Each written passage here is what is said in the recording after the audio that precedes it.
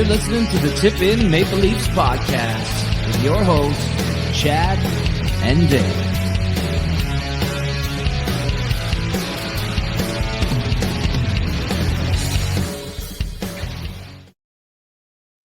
Hey, everybody. Welcome to the Tip In Maple Leafs podcast, episode number 252. I'm Chad. I'm Dale. And it's been a while, but we're going to jump in and talk some Toronto Maple Leafs hockey. It's the halfway point. Yes, sir. So we may do some grading on how the team looks halfway through. Yeah, I think want to take it. Yeah, tonight I think we do a little mid-season Leafs report card. We're not going to go down every single player on the team, but when we get to that, which will be shortly here, we'll just do some grading. Maybe the top six, the bottom six, defense, goaltending, special teams, give our grades on where we think the team is at the just past the halfway mark, basically right now. But a lot of things, man. I mean, anything off the top for you, or do you want me to just go to the debacle on Saturday night first, or anything you want to say first? No, let's just get into it. Well, look, how many times 3-0 loss to Vancouver, okay? Vancouver had been struggling. They were on the second half of a back-to-back. They had just played in Carolina on Friday night, Vancouver, and got beat. And the Leafs were coming off a loss on Thursday night in Carolina, and they got beat bad. So, like, I don't know, man. I'm not sure. Like, there was the last two games specifically, Carolina and Vancouver, like, not impressive. Like that game on Saturday night, Chad, it was over in 30 seconds in. The hockey game was over. Yeah, it was bullshit. Not impressive. Complete bullshit. How many times have they been shut out this season? I don't know, but it's been a few, right? 3? Off the top of my head, I would say 3. At least. Compared to... If not more. Compared to when Sheldon Keefe was in town. More on him later because the Devils are rolling in on Thursday. But did they... Like, I don't think they ever got shut out when Sheldon Keefe was the coach. They never got shut out, ever. The streak was like over, like close to 300 games without a shutout when Kiefer was coaching. I don't know. I don't know if that means anything or not. Like, I know the games have been tighter this year with Berube and all that, like preaching defense first and whatever, but I don't know, man. Like, that was just, I guess I'll throw it to you on this. The comments after that Vancouver game, okay? Like, it wasn't pretty. The game, like I said, game was over 30 seconds into the hockey game. Berube, head coach, comes out, Tanev comes out, veteran guys, and they're like, yeah, not good enough. Not even close. Nowhere even near good enough. We need to be way better than that. And then here we go. Little Mitch, he comes out. And he just cannot figure out the fucking media and the fan base. This guy, 9 years in, he still has yet to figure it out. All we want to hear is a little accountability. How about this, Mitch? We stunk. Not good enough. We're going to be much better next game. No. What do you say? Well, I didn't think we were that bad, really. Like, he said, I thought we played good. Yeah, I thought we played good. Okay. Does anybody else in their right mind that watched that hockey game think they played good? What do you? No. Come on, dude. No. Come on. But it is what it is. I mean, that's the Leafs' fault. Don't let them do press conferences after those games. Don't let them talk. Don't let them talk. After they win, let Mitch go and talk about how good they played and all the good stuff. But when you lose, just don't let them talk to the media, because we're already fucking pissed off after watching that bullshit against the Vancouver Canucks. And then we got to listen to that. Oh, not too bad. 20 shots on net. 0 for 3 on a fucking atrocious power play. Not bad. God. I thought we were pretty good. Later. And also coming off of that loss in Carolina where the top line was -6. Yeah. Like, you think you might want to just like I gotta be better. We gotta be better. When have you ever heard him say that? Ever? I've heard him say it, but he doesn't say it enough. Oh, fuck, dude. It is. I mean, you're not going to change it. Just don't let him talk. But that's send out the guys who are going to say the right thing. I just don't think that's the right answer, though. Like, why can't he read it properly? Why can't he read the fan base properly? I don't know. You said it, man. It's been 9 years. So you'd think he'd be like, so you'd think he would have had some type of like okay, the fans don't appreciate that kind of effort. You pay a lot of money to go watch those games. And, fuck, I forget about being in the building that night. That would have been a nightmare. But just watching on TV, like, Mitch, what is going through your head? Read it. Be able to read it properly. Like, this guy cannot read the fan base. He can't put his finger on the pulse of, like, they don't appreciate when we do this kind of shit. It's always just, well, I thought we were pretty good. Like, whatever. And then I thought we were okay. You've got the coach and a veteran like Tanev saying, like, terrible, like, atrocious, like, special teams, all this, blah, blah, blah, like, need to be way better. They get it. 16, looking for $13 million or whatever he's looking for, and he still can't figure out.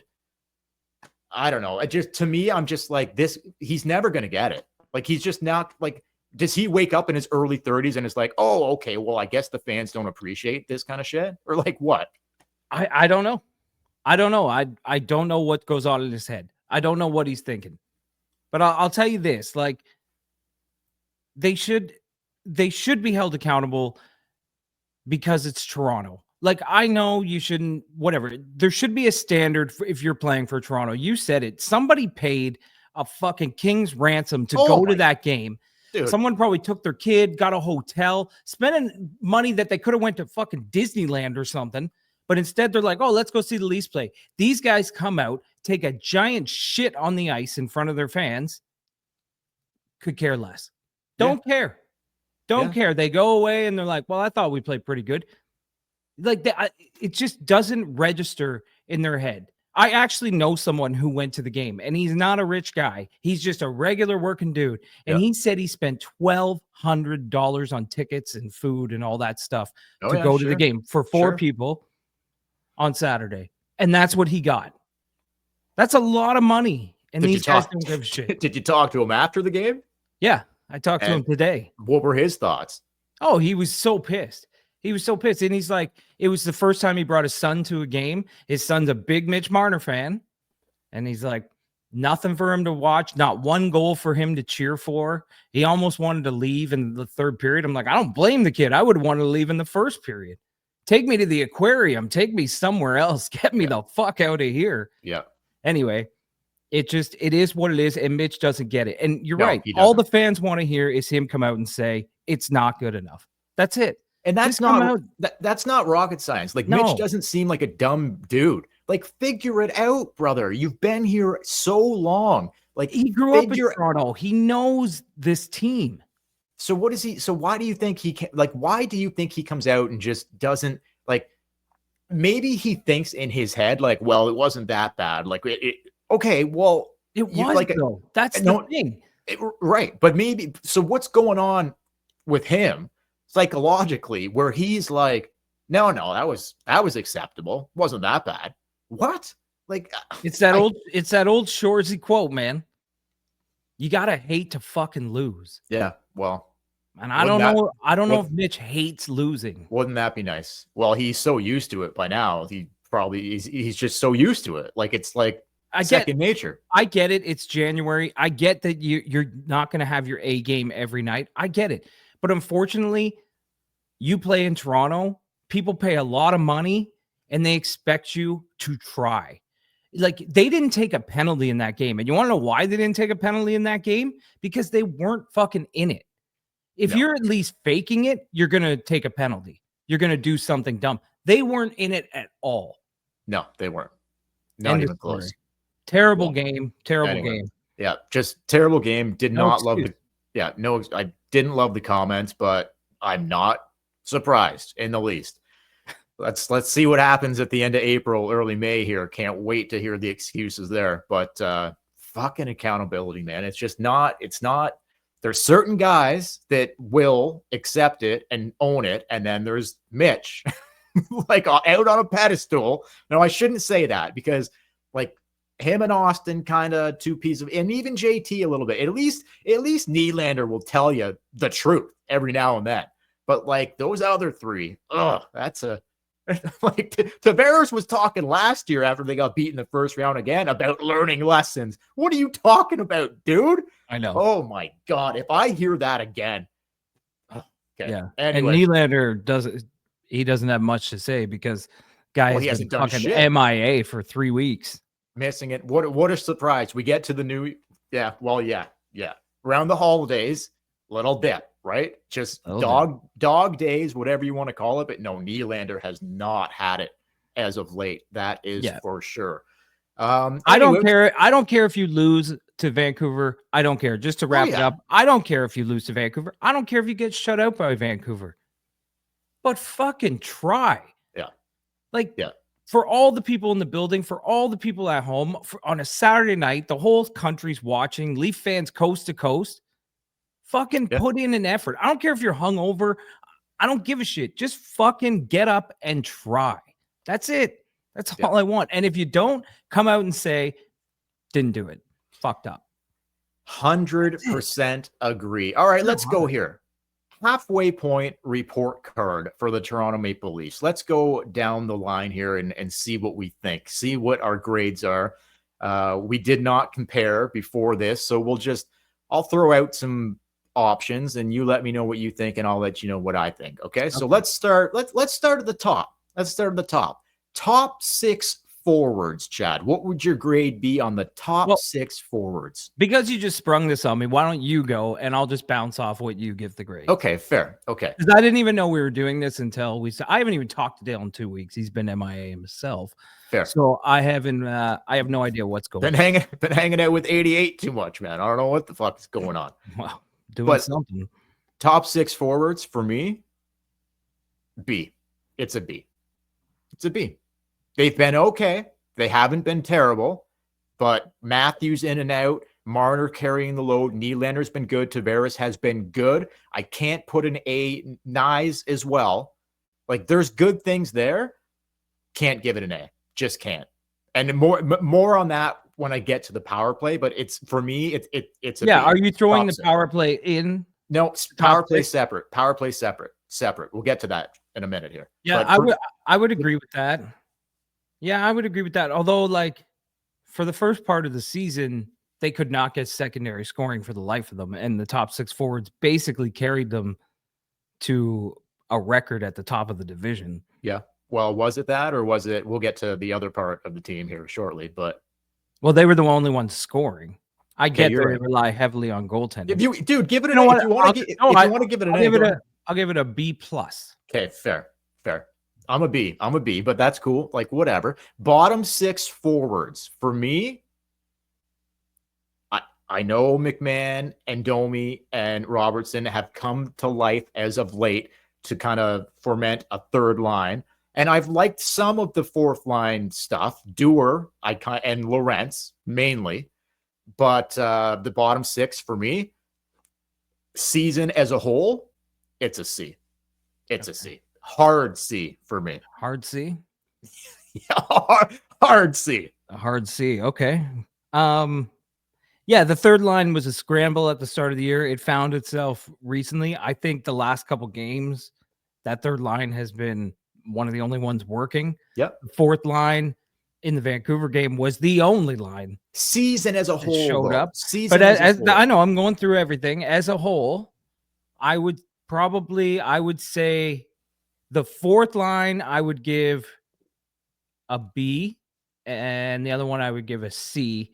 So I'll average that out to a B- for the bottom 6. So I got a B+ and a B-. I think the Dewar, Camp, and Lorentz is probably one of the best fourth lines in the league. Yep, for sure. Reeves will be playing tomorrow night, but we don't need to talk about that. Even when Reeves comes in, it's still a good fourth line. It's not as good, but it's no, it's not. It's definitely not as good with Reeves in there because he hasn't done dick last time I checked. Absolutely nothing for Ryan Reeves, but anyway, zeros across the board. Brutal, man. Absolutely brutal. But okay, that's fair. Okay, let's go to the blue. Let's go to the back end here. The blue line. The blue line as a whole, all season long for me, like some struggles lately, but as a whole, big picture here, just throughout the first half of the season, I'm going blue line A+. I've never seen a blue line, specifically Tanev and McCabe, I guess would be the major standouts. Ekman Larson, good off the top, dipped a little as of late. Even the bottom six guys, when like Myers, Timmins, Benoit in and out. I'm not going to include Morgan Rielly here because I've got a separate thing on Morgan Rielly a little bit later. But the blue line as a whole, Chad, for me, I think has been 2 thumbs up, A+ for me. Blue line. Never seen a blue line like this the entire time I've been watching this team. Yeah, this is the best blue line that they've had in this era of the Marner Matthews era. I would probably give it an A-, and only because the defense does not produce anything offensively. Yeah. I mean, defensively, they're great. Tanev, McCabe, probably the best pair in the NHL when they're together on the ice, the best shutdown pair. Shutdown. And then Ekman Larsson's been a good surprise. And even whoever fills in, whether it's Myers or Timmins or Benoit, they've all played good. Rielly probably brings you down a little bit because he's having an off season, and they just don't put enough pucks in the net for me to give them an A+. Okay. Yeah. A-. More. I'm excluding Rielly from the group. Was a B+, but every block shot gets a point, and Tanev has knocked them up to an A-. Okay. Fair. Totally fair. Goaltending, Stolarz, and Wall. Just that. Not talking Hildeby, not talking Murray, although we will touch on that before we go. I know what you mean. But Stolarz and Wall, A+. A+, without a doubt, man. And you were mentioning, before you give your grade here, you're like, well, like the top 6 guys were putting the puck in the net. That's why they were winning games. Well, really why they were winning games was because the defense and the goaltending. That's really why they were winning games. Absolutely. So it's A+ for me. Stolarz and Wall, absolutely A+. A+ in net. Yeah, it's A+. And I just meant that nobody was scoring but the top 6. But I realized that the defense and the goaltending is why they were winning. It's A+. I mean, you have 2 guys here that we were kind of unsure of. Wall coming into the season, kind of getting hurt right off the bat, and we're a little worried. We're a little scared. Couldn't play game one. Couldn't play game one. And we're like, Jesus, what are we getting ourselves into? We didn't know much about Stolarz because he hadn't played a whole lot. But then they're both halfway through the season, they're both top 5 in the league in the NHL. Joseph Wall was leading the league in almost every category for a while there. So yeah, it's A+. When's the last time we had a tandem like this? Like you talk about best defense. When's the last time we had a 1-2 punch? I know Stolarz hasn't played in a while, but we've had great goalies like Belfour, Cujo, but they just had backup guys. This is like, I didn't care for a long time. Wall or Stolarz, I don't care who you throw in. 100%. I would say the closest we've seen would be Anderson and McElhinney. They were pretty good. That was a pretty good. Yeah, but that's not a 1A, 1B. That's a 1 and a backup. Yeah, for sure. No, this is the best 1-2 punch I think they've had in net in a very long time. Yeah, like just quickly, the forwards, we didn't give them great grades, or they're graded lower than the defense and goaltending. But it shows you the difference in the way the general manager built this team, because he built it from the goaltending out, like goaltending and defense first. And like, look at their record. And I'll be perfectly honest, I don't think they've played that great this year. No. And they're first place in the Atlantic Division. Yeah. Well, that I think also has to do with some other teams dipping. For sure, that's, but a big part of it is goaltending and defense. Yeah, without a doubt. Okay, so here we go. Special teams. Okay, so their penalty kill, 83% on the penalty kill. That's third best in the league. I think behind Washington and possibly Dallas. I know they're third in the league. 83%. Killing a lot of penalties, man. I was so high on the blue line before. I got to give the penalty kill a A+. Third in the league, the third best penalty kill in the league. A+ for me on the PK. A+. I mean, when I first saw a picture of Lane Lambert, the guy who's running the penalty kill, I said to myself, yes, I don't know if any team will score on this penalty kill, because this guy is a fucking animal. Yes. Like when you saw his picture for the first time, a part of you thought, I think he's been nude on camera before. Oh, not only that, I thought he was he coached in the on Long Island. I thought he was like in the mafia or doing like some porn behind the scenes or some shit for sure. 100%. So yeah, I give it an A for sure. The penalty kill. Lane Lambert has done an amazing job. Third best PK in the league, dude. Think about that. They would never even sniff the top 10. No fucking way. And it's funny. I remember in the summer listening, I'm not going to name it, but I was listening to a podcast. And the guy on the podcast is a big Dubas guy. And he was talking about how the penalty was it our podcast? No, it wasn't our podcast, but he was talking about losing Kerfoot and some of these Dubas guys that were always killing penalties and just how it's probably going to be bad for the Leafs. Yeah. Didn't really change, did it? No, I don't know how much of their PK success has been due to the forwards. Sure, Camp and Marner, they're good penalty killers, whatever. They've had some different guys killing penalties this year. Lorentz, Nyes, different guys. But I think a lot of it is they have a pair. If it's McCabe, Tanev, Larson killing penalties, whatever, Benoit. And the goaltending, huge part of it. Part of it. So anyway, PK and Lane Lambert. Yeah, and Lane Lambert, obviously, for sure, man. 100%.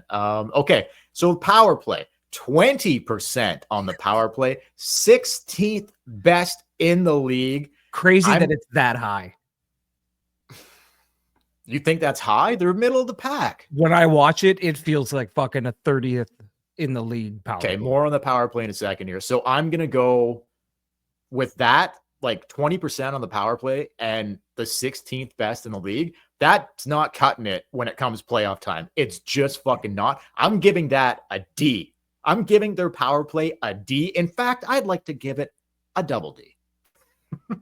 I don't blame you. It's a D, man. Look at that power play. Come on. Come on. Excuse me. With these guys, with the players that you have, with the money that you're paying for this offense to be 16th in the league and to be that shit. I mean, watch that game Saturday, the Vancouver Canucks. Watch that power play. What is that? No. What is that horse shit on the ice? Yep. Nope. They can't even make a pass. They can't even get a shot on goal. I'm giving it an F. I wanted to give it an F, but I thought I wanted to give it an F. I'm giving it an F because it's failed. It's failing. What are we? Is it the guys? Is it Savard? I don't think you can really pin it on Savard because it's just the same old script. I don't think it matters who's running the fucking power play. There's clearly no fresh ideas out there. Yeah, I know. We've had a few people message us just saying Mark Savard's got to go. I heard people talking on the radio talking about Mark Savard's got to go. He's got to be fired or whatever. They're not. I don't know if it's Savard. I don't know if it's Savard. I think it's personnel, and maybe it's the system that they have to change up, but something's got to change. Okay, so so there's the grades. Let us know what you think if you're watching on YouTube, guys. Down below, were we off on some of these? Were we in the ballpark? What your thoughts are on kind of how we went through that actually grading system? What you can do, since someone gave me this idea, if you have a comment or if you want to give your grade on the Leaf season so far, send us a video or an audio of yourself. Tell us your name, where you're from. You can email it to us at the tipinpodcast@gmail.com, or on Facebook and Instagram. You can message us on there. Take a video of yourself, take an audio of yourself, send it to us. We'll play it on the podcast and 100%. We'll talk about it. Just 100%. Say, this is Cliff from Oshawa and this is my fucking grade on the team. Let's take it. Just 1 minute videos where you just rant for a minute and we'll play them. Let's take it even a step further than that. It doesn't have to be grades. No, anything. Anything you want. Give us a hot take. Give us your thoughts on a player, on the team, whatever you want. Give us a hot take. 100% love that idea. And we'll play them on the show 100%. If you can, do it after the game when you've had a few pops. 100%. No, everybody loves a drunk voicemail. Best time to do it. Absolute best time to do it. 1 minute and a half video or audio. If you don't want to be seen, I get it. I don't like being on camera.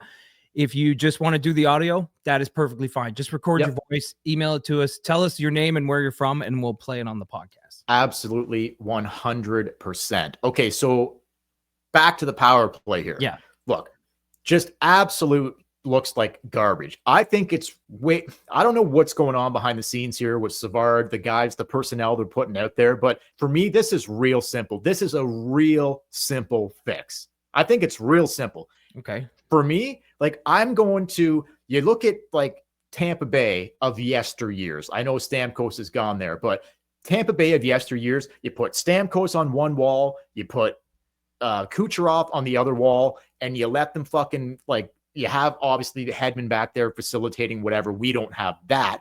And then whoever in front, Point, Hagel, whatever. Like there's Rielly, like there's different guys for Tampa. But for me, it's a real simple fucking fix. Real simple.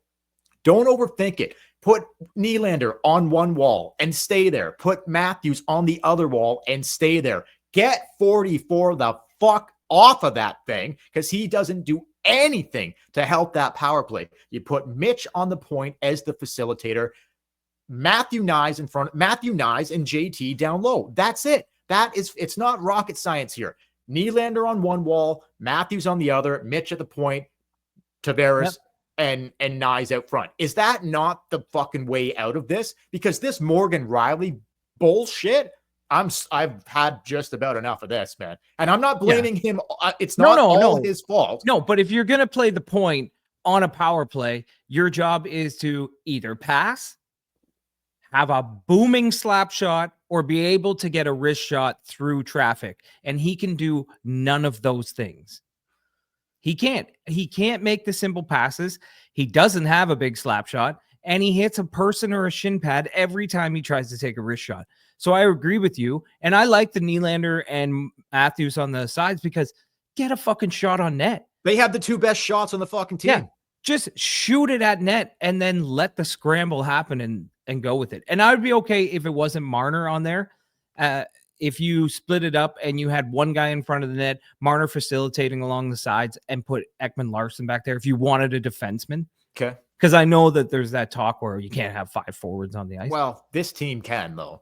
And they can, yeah. And I think Marner, he is they don't pass very well on the power play, and he is the team's best passer by far, head and shoulders better than everybody. Do you know who they had playing front net presence on Saturday night on the power play? Yeah. Matthews. Yeah. That makes a lot of fucking sense, right? The guy that's got a fucking crippled back injury, let's fire him in front of the fucking net to get cross-checked all fucking night long. That makes a ton of fucking sense. But I think they're doing that because they want, like, he's so good in tight with his hands. That's what she said. He's so good in tight with his hands. He's getting plowed. He's getting plowed. I know he's getting plowed. It's not great. And he does have a wicked shot too.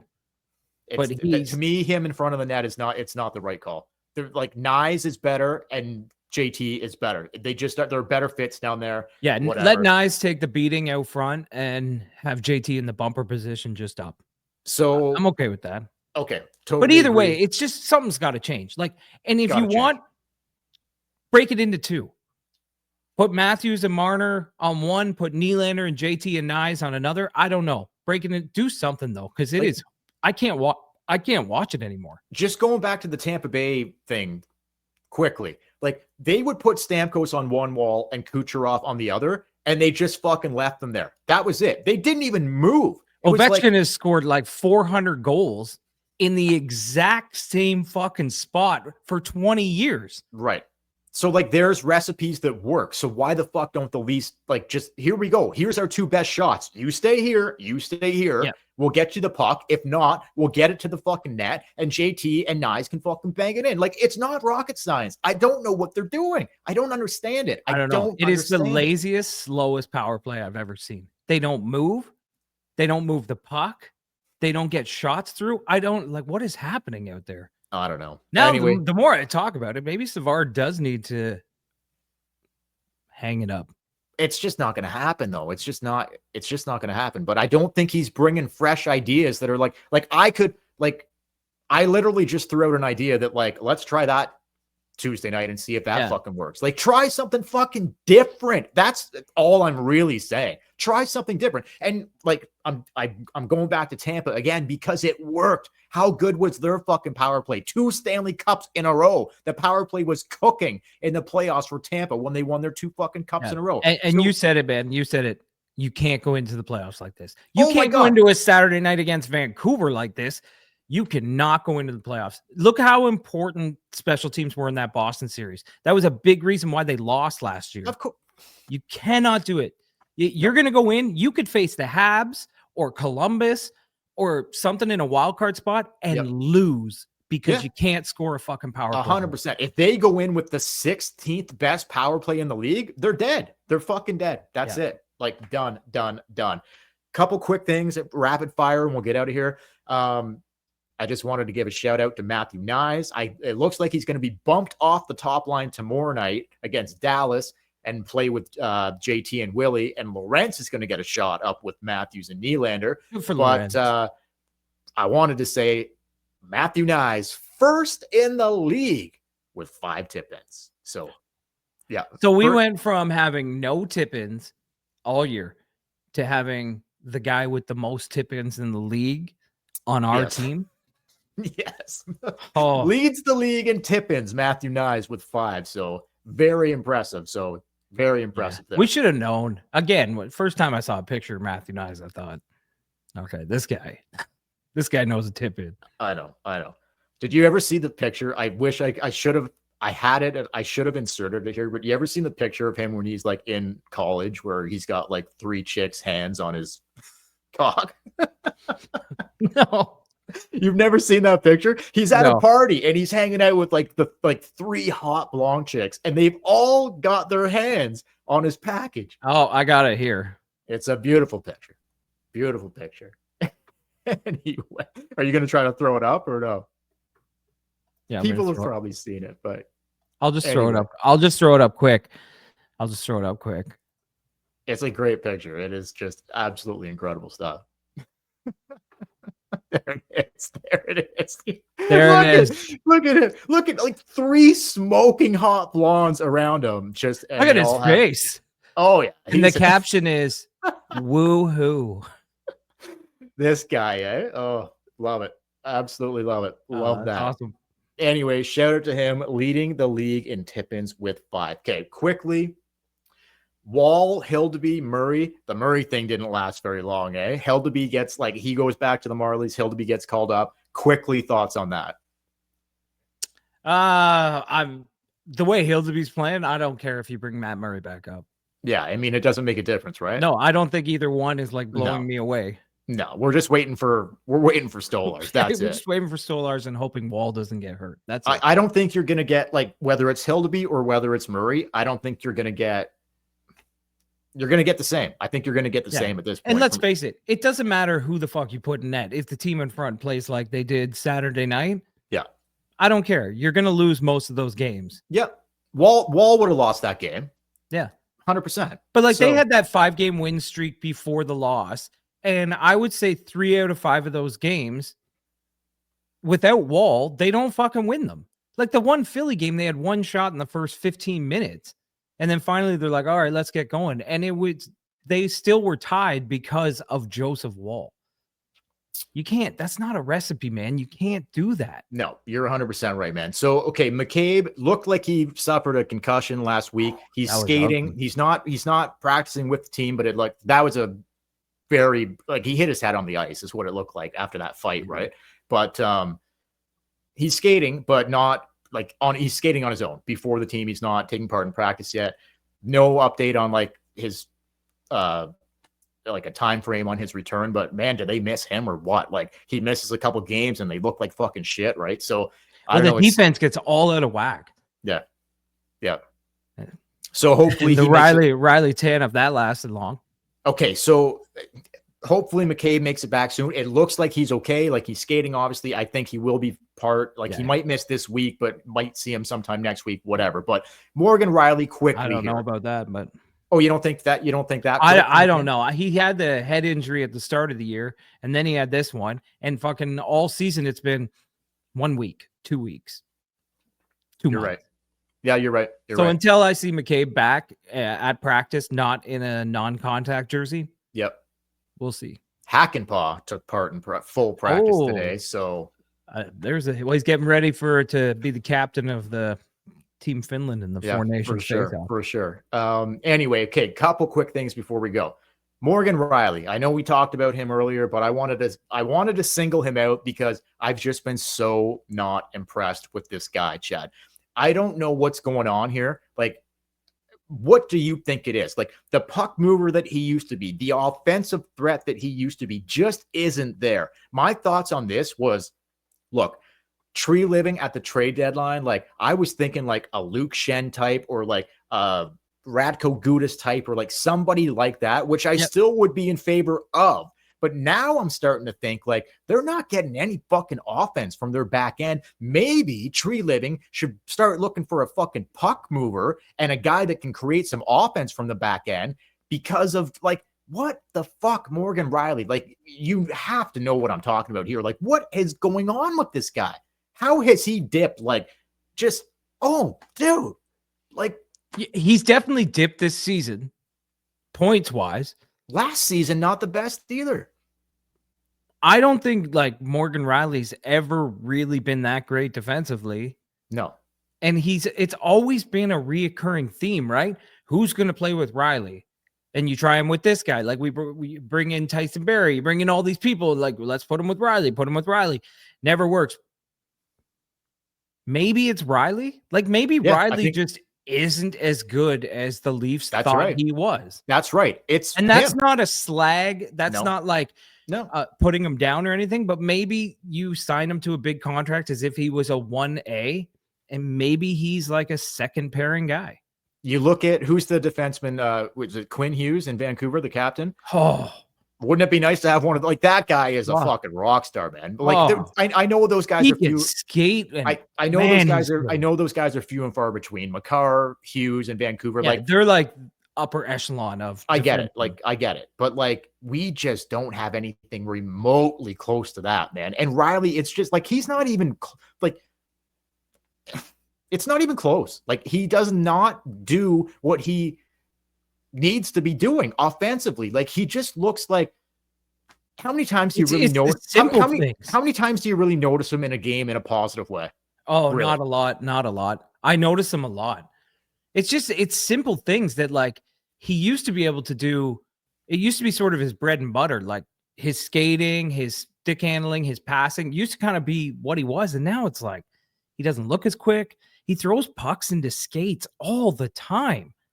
It's terrible in his own end. I'm like, how can you be a number one defenseman? You can't even hit a fucking stick breaking out of your zone. He's not there. There's so many teams that he would not be a number one defenseman on, but I don't know. So anyway, I don't think he's the number one defenseman on this team. No, like I don't want to shit on him, but it's so noticeable. The digression, is that the right word, in his play? Regression, sorry, in his play, that it's just like, dude, this guy, like he's not. And he had the big playoff series against Tampa when they won a couple years ago. And that is something I love about Morgan. He's got heart. He plays with heart. And he's going to give it in the playoffs. He's going to give it everything because we complain about not having enough of that. So you are going to get that. He does have heart. He does, like, he'll stand up for the team. I do appreciate that about it. I'm not saying let's ship him out here. No. I'm saying that all I'm saying is, like, instead of maybe looking for that extra, like, Luke Shen type, maybe Tree might want to go for more of like a upgrade on Rielly, like puck mover. I'm not sure who that is, but it's like, remember when Phil Kessel was here and we kept pushing him because we were paying him and we didn't have anybody, and we were like, Phil's one of the best in the league. He's one of the best in the league. Well, he really wasn't one of the best in the league. We were just making him that. And then as soon as he got away from that and he got to play on a team with Crosby and Malkin and just be a guy, he was lights out. He was unreal. Third line. And Morgan Rielly might be that. We might be pushing him to be a number one defenseman when, in all honesty, maybe he's just not a stud. $7.5 million for like what, another 6 years? Right, that's but tough. That happens all the time. Guys get paid to be something that they're not, and that just might be what happened to Morgan Rielly. I hope I'm wrong. I hope that Morgan Rielly turns this around and just kills it for the second half of the season and goes in and has an amazing playoffs.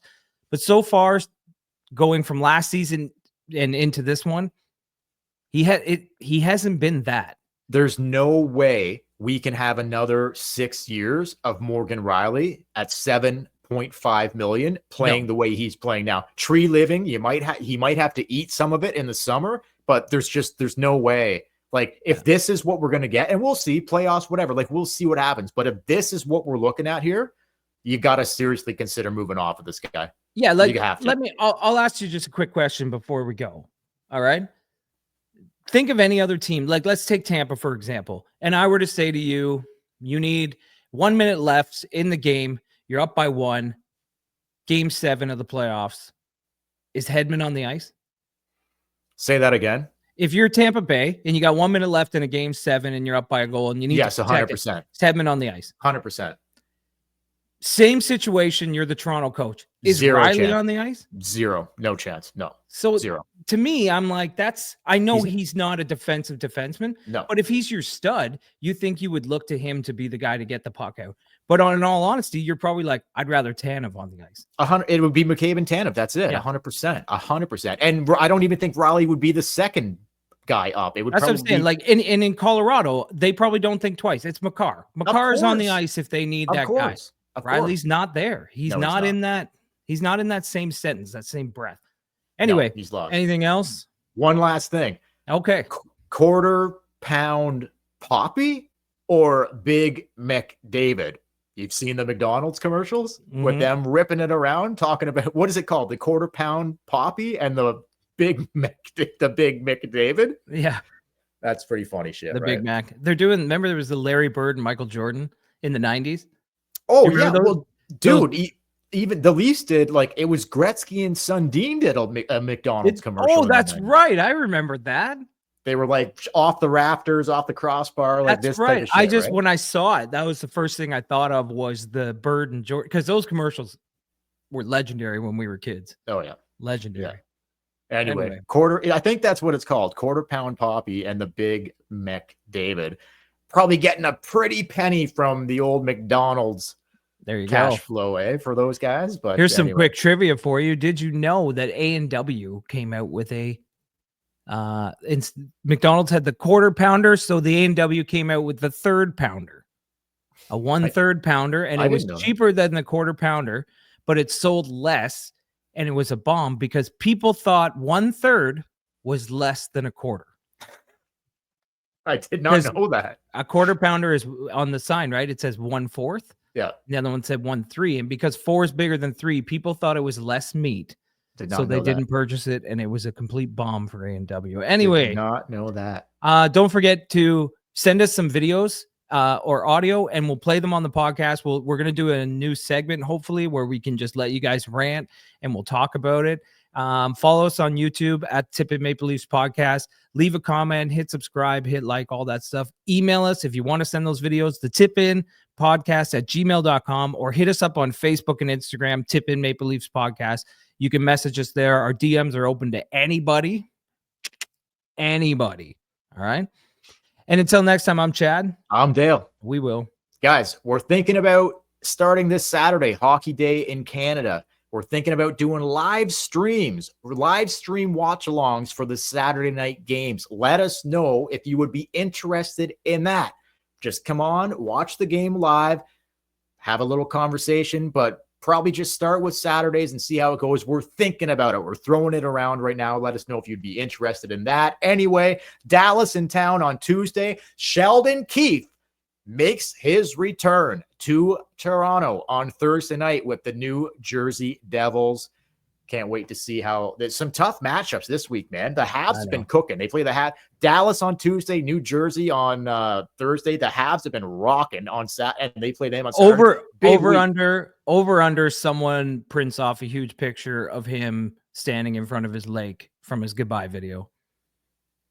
Over under like one person? Yeah, like one person. Oh yeah, sure. 100%. Over for sure. 100%. Anyway, guys, it's going to be a big week. Every game is going to be like big test this week. So we'll see. This is a huge week. Even the Habs rolling in, been one of the hottest teams in the league. They're just rolling, man. So it's going to be a big week to see what happens here for the Leafs. But thanks for watching, guys. Thanks for listening. Go Leafs, go. Catch you later.